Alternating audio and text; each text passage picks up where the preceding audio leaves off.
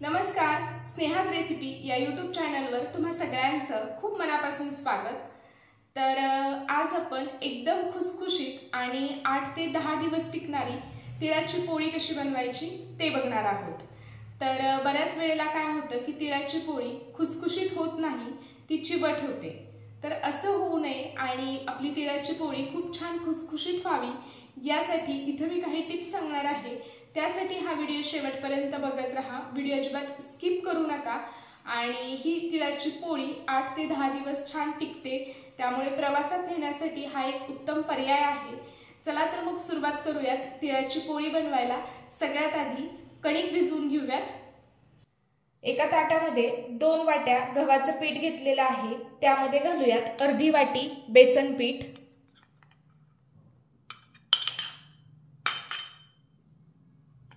त्यानंतर घालूयात पाव वाटी गरम तेल,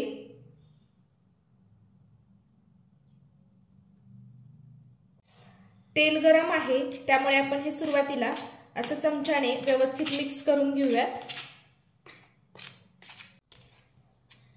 गरम तेल घातल्यामुळे आपली पोळी जी आहे ती एकदम खुसखुशीत अशी तयार होते। आता हे हाताने मिक्स करून घेऊयात, म्हणजे आपण जे तेलाचं मोहन घातलेलं आहे ते पिठाला लागेल।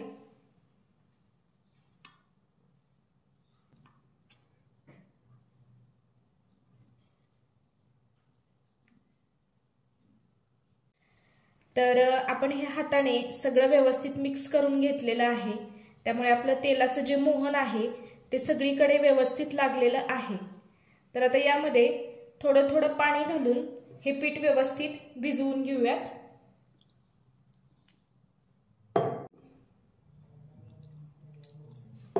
पीठ थोडंसं घट्टसरच भिजवायचे आपल्याला।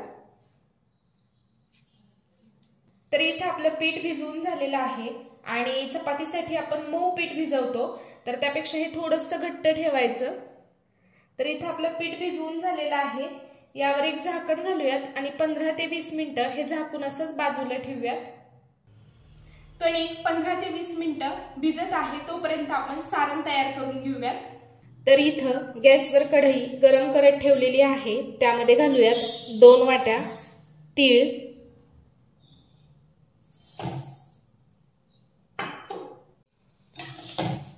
आता हे तीळ मंद आचेवर भाजून घेऊयात। सतत हलवत हे तीळ भाजून घ्यायचे, म्हणजे सगळ्या बाजूनी तीळ एकसारखे भाजले जातात। आपण इथे जे जे साहित्य वापरणार आहोत त्या सगळ्या साहित्याची लिस्ट मी डिस्क्रिप्शन बॉक्समध्ये दिलेली आहे। मंद आचेवर सतत हलवत साधारण 2 ते 3 मिनिटांमध्ये आपले तीळ व्यवस्थित भाजून झालेले आहेत। तीळ भाजून झालेले आहेत तर एका ताटामध्ये काढून घेऊयात। तीळ भाजून झाले की आता आपण शेंगदाणे भाजून घेऊयात। तर त्यासाठी इथे मी 1 वाटी शेंगदाणे घेतलेले आहेत। तर आता हे शेंगदाणे व्यवस्थित भाजून घेऊयात। मंद आचेवर हे शेंगदाणे खमंग असे भाजून घेऊयात। तर इथं शेंगदाणे भाजून झालेले आहेत, तर एका ताटामध्ये काढून घेऊयात। शेंगदाणे आणि तीळ भाजल्यानंतर एका ताटामध्ये काढून घेतलेले आहेत, तर ह्याला संपूर्णपणे थंड करून घेऊयात।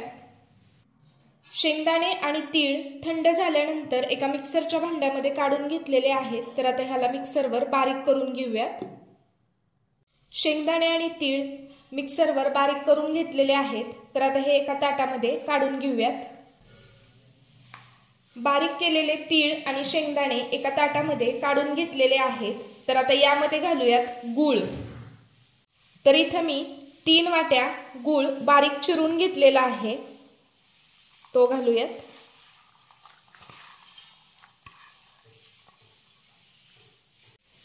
आता हाताने हे सर्व व्यवस्थित मिक्स करून घेऊयात।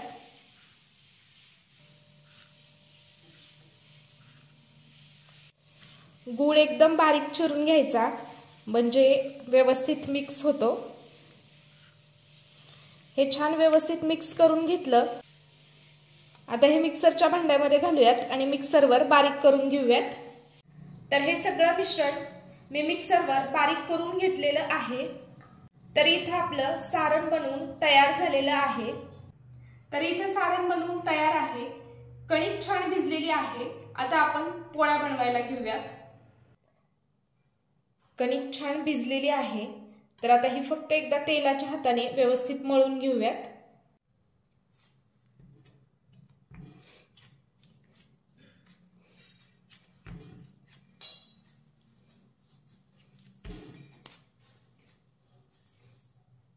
तर कणिक व्यवस्थित मळून घेतलेली आहे। आता आपण पोळी लाटायला घेऊयात। तर ह्यातला एक लिंबा एवढा गोळा काढूयात आणि याची छान अशी वाटी तयार करून घेऊयात।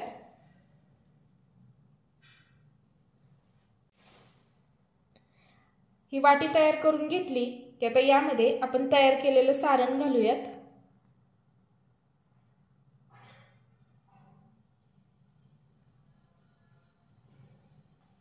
आणि हाताने असे सारण आतमध्ये प्रेस करून हे बंद करून घेऊयात।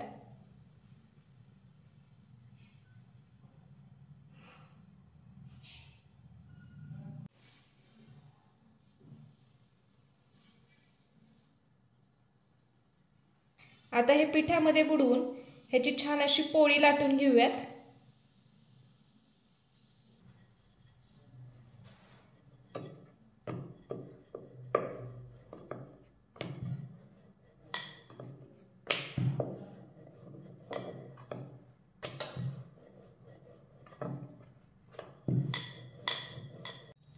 तर इथे आपण छान अशी पोळी लाटून घेतलेली आहे।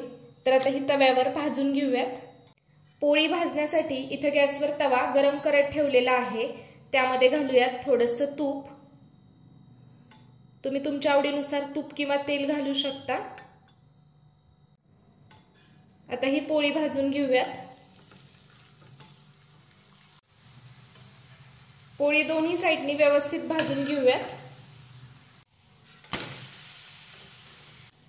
तर पोळी दोन्ही साइडनी व्यवस्थित भाजून झालेली आहे, तर काढून घेऊयात आणि याचप्रमाणे सर्व पोळ्या करून घेऊयात। तर एकदम खुसखुशीत अशी तिळाची पोळी आपली इथं तयार झालेली आहे, तुम्ही बघू शकाल।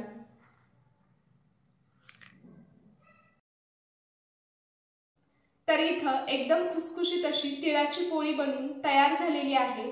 तर सगळ्यात महत्त्वाचं म्हणजे आपण कणिक भिजवताना त्यामध्ये बेसन पीठ घातलेलं आहे आणि त्यामुळे आपली पोळी जी आहे ती छान खुसखुशीत अशी तयार झाली। आणि आपण जेव्हा कणिक भिजवतो तेव्हा ती पातळ करायची नाही, तर थोडीशी घट्टसरच ठेवायची, कारण जर आपण ती कणिक पातळ भिजवली तर आपलं सारण जे असतं ते कोरडं असतं आणि ते त्यामधून बाहेर येऊ शकतं।